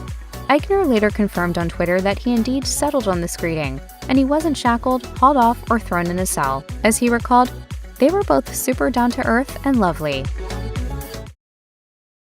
Paparazzi, tabloids, neighbors, everyone wants to know what Meghan Markle and Prince Harry are doing, and they've gone to some unsettling lengths to find out. Keep watching for all the details. Harry and Meghan's Netflix series, Harry and Meghan, has highlighted their sweet love story, along with their troubled relationships with the royal family. But it has also shed light on the incessant difficulties they've had to face in the public eye. In the early days of their romance, Meghan interacted warmly with paparazzi. However, Harry immediately gave her some important advice. In the second episode of Harry and Meghan, Meghan revealed, "And I remember H the next day saying, 'You can't talk to them.' And I was like, 'I'm just trying to be pleasant. I don't know what to do. I've never dealt with this before.' And he's like, 'Right, but the UK media are saying you love it. You're smiling, you love it.' Regardless of how Meghan communicated with the press, the scrutiny and stalking wouldn't let up. Needless to say, this became terrifying for the Suits actor. Even with the presence of security, the paparazzi continued to follow her, trying to break down literal barriers. Now, Meghan's former bodyguard is speaking out about her tough transition into royal life, and the details are unsettling.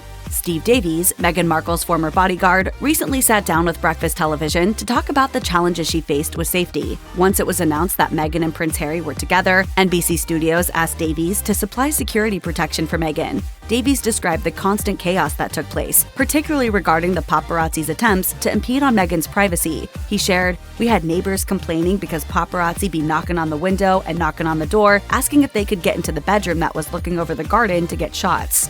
Unsurprisingly, this experience took a toll on Meghan's mental health. He added, "Psychologically, for Meghan, it was stressful." While other members of the royal family have faced similar struggles, Davies explained, "Because it's Meghan and Harry, and you've got the African-American influence on it and everything else, that took it to another level." In Harry and Meghan, Meghan spoke out about having her privacy violated by the paparazzi. In a clip, Meghan shared, "My house was just surrounded. Apparently, men would sit in their cars, waiting for her to make her next move." She revealed more shocking details, saying, "They had paid certain neighbors to put a live stream camera into my backyard. From snapping photos to blatant stalking, there are endless ways that the press has interfered with the royals' lives." Meghan Markle hasn't just tried to protect herself from the tabloids, she has also done her best to look out for her family. Since the birth of her son Archie and daughter Lilibet, she's made a choice to keep pictures of her children private. In fact, she told The Cut that she wasn't comfortable with the royal family's tradition, called Royal Rota, of releasing photos to the British media. Meghan explained, "Why would I give the very people that are calling my children the N-word a photo of my child before I can share it with the people that love my child? You tell me how that makes sense, and then I'll play that game." Prince Harry and Meghan have famously dealt with racism from the royal family itself. In a tell-all interview with Oprah Winfrey that aired on CBS, Meghan disclosed that members of the royal family expressed profound concern over the color of their son's skin. While relentless paparazzi struggles are relatively new to Meghan Markle, Prince Harry has been battling the press since he was a young kid.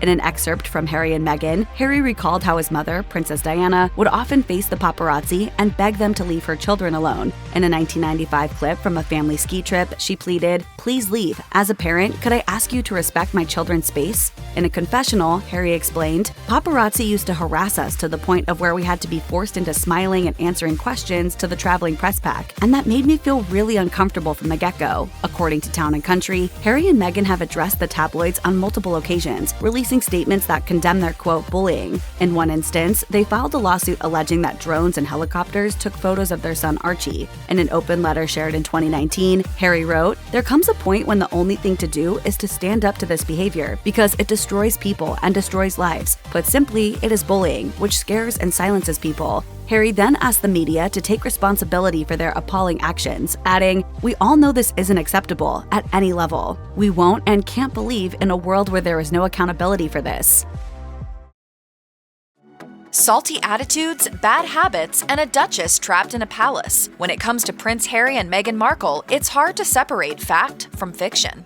Who could forget Meghan Markle and Prince Harry's wedding? Her 2 beautiful dresses, the star-studded guest list, and of course, then Prince Charles walking Meghan down the aisle. It was a bittersweet moment, as traditionally the honor would have gone to her father, Thomas Markle. According to the Daily Mail, he was photographed in London just days before the wedding, prepping for the big day. Thomas was then hospitalized for heart surgery and would not be appearing at the wedding, as confirmed by a palace press release. But there were rumors that his absence was less about his health and more about a fallout with his daughter. Thomas reportedly had a few tense exchanges with Meghan and Harry after he was caught staging the paparazzi photos before the wedding. Further rumors circulated suggesting that Thomas had faked the heart attacks that led to his hospital visit. He denied the allegations to the Daily Mail, supplying medical bills for his treatment as proof. According to Us Weekly, Thomas has continued talking to tabloids about his daughter and the royal family for years. He even shared a personal letter Meghan wrote to him with the Daily Mail, in which she begged him to stop speaking to the tabloids. In 2021, Harry and Meghan successfully sued the newspaper for publishing the personal correspondence, according to the Washington Post. Thomas Markle told Good Morning Britain in 2021 that he's apologized to Meghan and Harry, but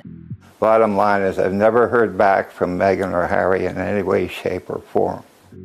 The Society of Tabloids loves to pit women against each other, so after Meghan Markle and Prince Harry announced their engagement, it was only a matter of time before Meghan and Kate Middleton allegedly became enemies. According to The Telegraph, which first broke the allegation, Meghan was said to have reduced her sister-in-law to tears during a bridesmaid dress fitting for Princess Charlotte. Tom Bower's explosive tell-all book, Revenge, further purported that at the core of the argument was a question of whether the bridesmaid outfits should follow royal protocol and include tights. It supposedly prompted immediate tears from Middleton. But in the now infamous CBS interview with Oprah Winfrey, the former Suits star insisted that the two fell out because Kate was in the wrong. Addressing the rumors that she made her sister-in-law cry, Markle stated, "The reverse happened.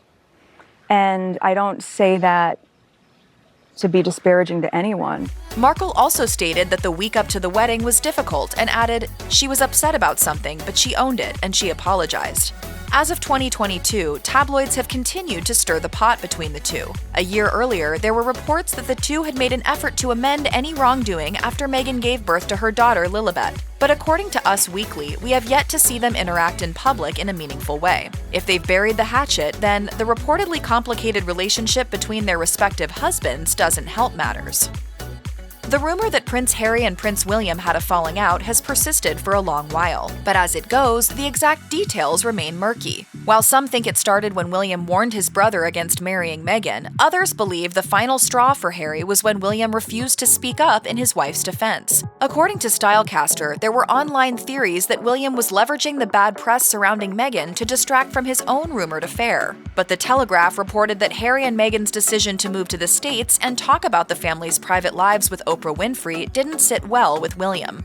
Pretty rich coming from a ginger. While it's unclear exactly what happened, a look at William and Harry's body language at the many royal events of 2022 suggests that something went down. While it's likely that there was never only one thing that led to the fallout, there perhaps were a combination of stressful events. And the relationship between the two princes certainly doesn't look promising at the moment. According to insiders, the once close brothers had grown into two very different men. Harry explained in the interview with Oprah that he and William, "We have a shared experience, but we were on different paths."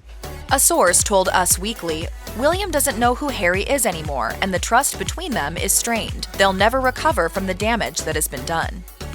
It's been well rumored that Prince Harry was a party animal in his young adult years, and it would have been hardly surprising that a young, rich, and handsome man liked to blow off some steam on the weekends. But there was speculation that his penchant for partying had become a problem. According to The Guardian, one of the first indicators that Harry's behavior was an issue came in 2002. King Charles reportedly discovered that the then 16-year-old boy had been frequently drinking alcohol and using cannabis, so he subsequently ordered Harry to spend a day at a rehab clinic. In the intervening years, tabloids reported him getting into repeatedly questionable situations, such as the time he unfortunately dressed up as a Nazi for a costume party, or the time he was caught playing strip poker in Las Vegas. It wasn't until years later that Harry admitted that he'd had a problem with drugs and alcohol. In his Apple TV docuseries, The Me You Can't See, he explained that it took him years to deal with the trauma of his mother's death. He began binge drinking at the weekends to cope. He confessed, "I was willing to drink, I was willing to take drugs, I was willing to try and do the things things that made me feel less like I was feeling. I would find myself drinking, not because I was enjoying it, but because I was trying to mask something.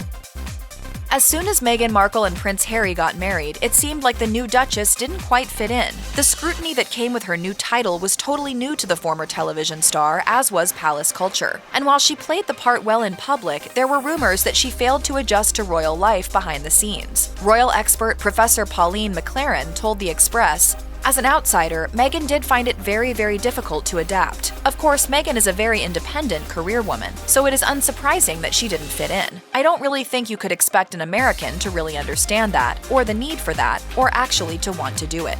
It wasn't until 2021, when speaking with Oprah Winfrey, that Meghan explained she felt so trapped by the palace that she became suicidal. She claimed that at one point she was only allowed out of the house twice in 4 months.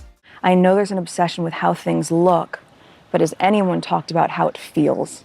Markle declared that things had become so desperate that she was afraid to be left alone. When she approached the courtiers about seeking outside treatment, her request was allegedly denied for fear of how it would look to the public. Things escalated to the point that she and Harry decided it was time to step away as working royals and head for the States. They both came to the conclusion that a culture with which Meghan was more comfortable should be their goal. The decision that I have made for my wife and I to step back is not one I made lightly. When Prince Harry and Meghan Markle officially stepped away from their royal duties in January 2020, there was still a lot to figure out with their family. Up until that point, the couple had fully relied on their salaries as working royals. Now that they were out of a job, money was going to be an issue. At the time, King Charles was reportedly against continuing to pay Harry and Meghan their salaries if they were going to relocate to California and no longer serve the royal family. Harry said as much during his interview with Oprah and added that if it wasn't for the inheritance left to him from his mom, the late Princess Diana, he'd still be stuck in the UK. I had 3 conversations with my grandmother and 2 conversations with my father before he stopped taking my calls. According to Vanity Fair, Charles didn't think it was fair for the British public to finance Harry's new American lifestyle, but he wasn't rash about cutting him off either. According to official royal expenditure reports, between 2020 and 2021, the royal family still spent millions ensuring the safety and financial security of Harry and Meghan. But a spokesperson for the couple claimed that this payment didn't contradict Harry's statement, as it was part of a different financial timeline to the one discussed. While things are likely still tense between Charles and Harry, the prince has managed to almost fully move towards financial independence. Shortly after establishing himself in the US, he and Meghan signed multi-million-dollar deals with Netflix and Spotify, something Harry could never have done as a working royal. Leaving a centuries-old institution is a triumphant task in itself, even in the year 2020. So when Meghan Markle and Prince Harry left the royal family, they reportedly dealt with tense negotiations between Queen Elizabeth II, King Charles, and Prince William, according to the Daily Mail. Harry and Meghan allegedly left without much notice before any clear understanding of their roles had been figured out. According to Town & Country, almost immediately following the birth of their first child, Archie Harrison Mountbatten Windsor, it was rumored that Meghan and Harry were considering rejecting a royal title for their son, but the truth may have been a bit more complicated. During their interview with Oprah Winfrey, the couple claimed that they indeed wanted a title for their firstborn because it came with security and other protections. They alleged that long before Archie was born, the palace made the decision that he would not be given one. Meghan told Winfrey that while she was pregnant, she was informed that the family intended to break royal protocol by denying Archie his title. She added there was no explanation as to why and that she was troubled by the implications of the decision. She told Winfrey, The idea of the first member of color in this family not being titled in the same way. When his grandfather became king, rumors began swirling that Archie's title may finally be granted. As of this video, that hasn't happened yet. Soon after their engagement, Meghan Markle and Prince Harry began building a staff to assist with their daily lives and royal duties. Most of them reportedly didn't last long. In fact, they were rumored to have dropped like flies. Former tabloid editor of Britain's Daily Star newspaper, Dawn Neeson, told Page Six, "Once people join the firm, they tend to stay." The swift departure of Meghan's aides raised eyebrows because it was so unusual. This led to gossip that the couple was extremely hard to work for. When Meghan and Harry left royal life, people went on the record about their alleged experiences with them, and what they had to say was not favorable. Meghan was accused of being very demeaning to staff, with one individual claiming that so much as missing a call from the Duchess left them drastically afraid of the consequences. Things apparently escalated to the point that Prince William and Kate Middleton Middleton got involved to comfort Meghan's exhausted staff on more than one occasion, according to the Daily Beast. The Times reported that Meghan and Harry's former communications secretary, Jason Knopf, filed an HR complaint detailing how deeply concerned he was at Meghan's bullying, especially of other women. According to the Evening Standard, the couple denied the allegations, with a legal advisor stating, "Let's just call this what it is, a calculated smear campaign." Though some might argue that the sheer volume of people willing to share their experiences could point to some truth, the accusations could very well just be blown-up rumors. It might make Prince Harry profoundly uncomfortable, but one of Meghan Markle's on-screen love interests had plenty to say about their steamier moments. And that's not the only former co-star who's revealed their true thoughts. Wizards of Waverly Place star Greg Sulkin got to know Meghan Markle when they appeared together in the 2015 crime drama Antisocial. He played a street artist who gets involved in his brother's criminal schemes, while she played his girlfriend, a glamorous model who is no fan of her beau's shady bro. During a 2019 appearance on Fair Game with Kristen Leahy, the British Sulkin shared his excitement that his American co-star had secured a spot in his country's history books. As he put it, everybody does know her as a princess, but in real life, she genuinely is also like a princess. And in a 2019 interview with Access Hollywood, Sulkin declared, "If there's one person I would want to represent our country, it would be her." And back in 2016, he gushed to Vanity Fair, "Out of all the actresses I've worked with in 12 years, I think she's my favorite." While filming the 2016 Hallmark movie Dater's Handbook, Meghan Markle received some sage advice from her on-screen love interest. As Christopher Polaha revealed to She Knows in 2022, she was dating a guy in Toronto and she wasn't really into the dude. And I was like, "You just got out of a marriage to Trevor Ingleson. Why are you jumping into another relationship? Go be single, be free." And Markle did exactly that. So after, she just so happened to attract the attention of Prince Harry once she was unattached. She later texted Polaha to let him know that she'd met someone special. During a 2021 appearance on the Sarah Scoop Show, Polaha weighed in on her and Harry's decision to step down as senior royals and forge their own path. I'm 100% on Meghan's side. I think she's whip smart, a lot of amazing potential to do a lot of good in the world. Polaha also said that he'd love to team up with Markle again, and there's definitely some potential for a collaboration. He writes romance novels, and she told Variety in 2022 that she and Harry are interested in producing rom-coms.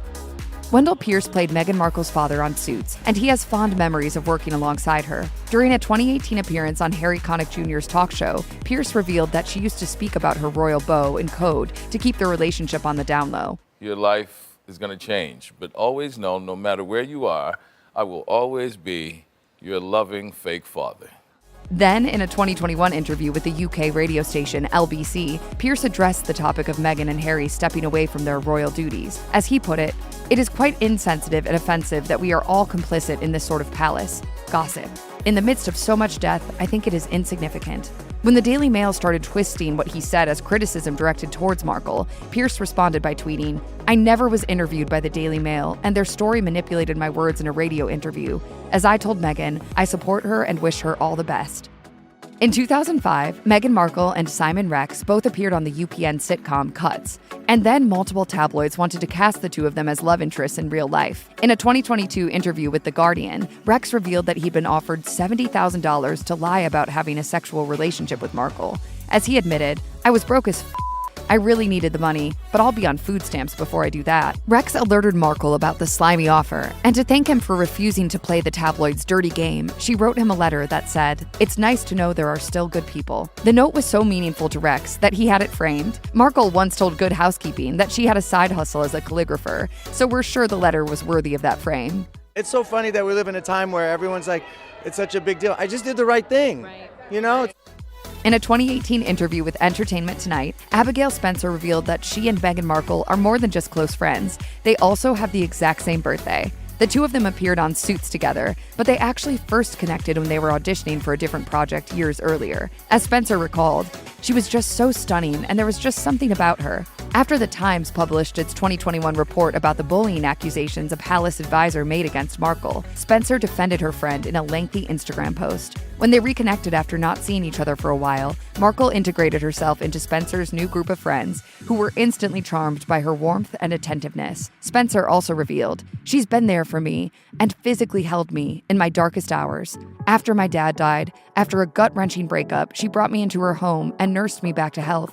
Spencer also appeared on the Netflix docuseries Harry and Meghan, as she reminisced about the time that Markle informed her that she was dating Prince Harry, which happened at Bergdorf Goodman as they sipped on champagne. It was very clear, and from the moment that she told me about him, that they were in love and that they were going to go to the ends of the earth to be together. When Meghan Markle showed up in the 2013 rom-com Random Encounters, she didn't play the romantic lead. That part instead went to Abby Wathan, while Markle played Wathan's roommate and party girl pal. The two actresses also had an off-screen friendship that was strengthened by their parallel relationship timelines. As Wathan recalled in the 2017 ITV documentary Prince Harry and Meghan, Truly, Madly, Deeply, Meghan and I bonded because I was married and she was getting married. I was invited to her wedding, but I couldn't go. The wedding that Wathan missed happened in 2011 when Markle and producer Trevor Ingleson tied the knot in Jamaica. They divorced 2 years later, and Wathan's marriage ended around the same time as well. As Wathan recalled, "We bonded on that too. I was destroyed, but she was empowered. She took her power back. It wasn't the right relationship for her, so she moved on." While Random Encounters wasn't exactly a big hit, Markle did manage to land her starring role on Suits soon after. I think she always kind of knew that she would be successful. Like, that's the kind of person that she is. Working royals aren't that different from actors, as they have to constantly perform for the cameras. So it pays to look affable even when you don't feel like smiling and making small talk. But as an actual actor, Meghan Markle didn't just have to smile and look engaged during public engagements. She also had to be believably vicious, seductive, and vulnerable. For her role as a photographer in the 2012 movie Dysfunctional Friends, Markle had to be domineering while directing a male model played by Christian Keyes. When he dared to question her character's artistic vision, she delivered the line, "That's why you're not paid to think." Markle also had to slap Keyes at one point, and as he recalled to People magazine in 2018, Meghan said, "I might improv an extra smack," and I was like, "Smack away." I knew she was going to put a little hand on it. She had some torque and rotation in the wrist. When she wasn't smacking him around on set, Markle was a pleasure to be around. As Keyes put it, she was super cool and approachable. She was a class act.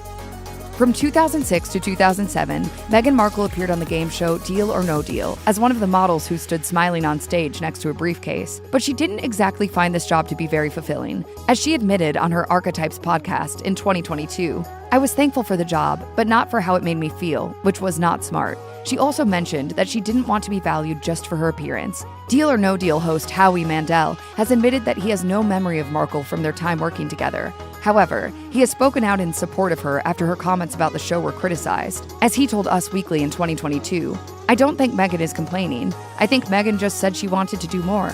I get it because they had this pyramid of 26 beautiful, intelligent women standing there just staring at me like I was a piece of meat. I was in the center, just dressed up in a suit, and I felt like I am more than this. And they would just look at me and I had to do nothing." From Howie to Harry. Harry, Howie. Howie, Harry. In his memoir, Spare, Prince Harry confesses that seeing some of his wife's love scenes in Suits made him rather uncomfortable. As he put it, "It would take electric shock therapy to get those images out of my head." Of course, that's often part of the job for an actor, and that wasn't the only time that Markle had to fake intimacy with a co-star. The steamy scenes that she filmed as an ex-stripper didn't help the 2008 pilot for The Apostles get picked up by a network, but they did give her on-screen husband something to talk about when she married Harry. In a 2018 interview with BBC Radio 5, Keith Robinson said that Harry is a fortunate man to be married to Markle. He also praised Markle's work ethic and attitude, as well as her appearance. She's a very beautiful woman, so it's not hard to kiss a beautiful woman, so I'm glad they casted a beautiful woman to play my wife, so it was nice, obviously, fellas. Filming love scenes can be awkward, but Robinson thought that he and Markle vibed as co-stars. As he revealed, she was very into it, very giving. It wasn't a hard sell for me at all. We had some pretty intense scenes. After Meghan Markle found her prince, her Suits co-star Patrick J. Adams assumed the role of her White Knight. When she was accused of bullying palace staffers, he defended her in a series of since-deleted tweets. As he put it, "It sickened me to read the endless racist, slanderous, clickbaiting vitriol spewed in her direction from all manner of media." Adams also criticized Buckingham Palace for announcing that it would be investigating the bullying allegations, arguing that it was Markle who was a victim in this situation. As he put it, "This newest chapter and its timing is just another stunning example of the shamelessness of an institution that has outlived its relevance, it's way overdrawn on credibility, and apparently bankrupt of decency." In 2020, Adams told Radio Times that he hadn't called Markle since she married into the royal family. As he confessed, "Quite frankly, I think I'm intimidated. I don't know what I would say. But if he can ever muster up the courage to break the ice with someone he worked with for 7 years, he'd happily do so again. In 2022, Adams told Extra that he's totally up for collaborating with Markle on one of her Netflix projects. Amanda Schull is another one of Markle's Suits co-stars who's been interviewed regarding her thoughts about the Duchess. In 2018, she told New Idea, "I don't know Harry personally, but he's a very lucky man to have Meghan in his life because I can only say wonderful things about her." But back when Schull joined the cast of Suits, she was the one impressing Markle. In the 2000 movie Center Stage, Schull played an aspiring ballerina trying to achieve her dream of joining the fictional American ballet company. It's easy to see why someone as driven and ambitious as Markle would find this movie so appealing. As Schull recalled to Us Weekly in 2018, a fun little tidbit with Meghan, she was a Center Stage fan, so she would ask me lots of questions about Center Stage, which is really sweet. Markle eventually became more than an excited fangirl in Schull's eyes, as she earned the respect and admiration of an actor she held in such high esteem. As Schull put it, every single time I worked with Meghan, she was so prepared and so focused with her work on camera. She was just always such an open, lovely, generous person from the very first day I met her.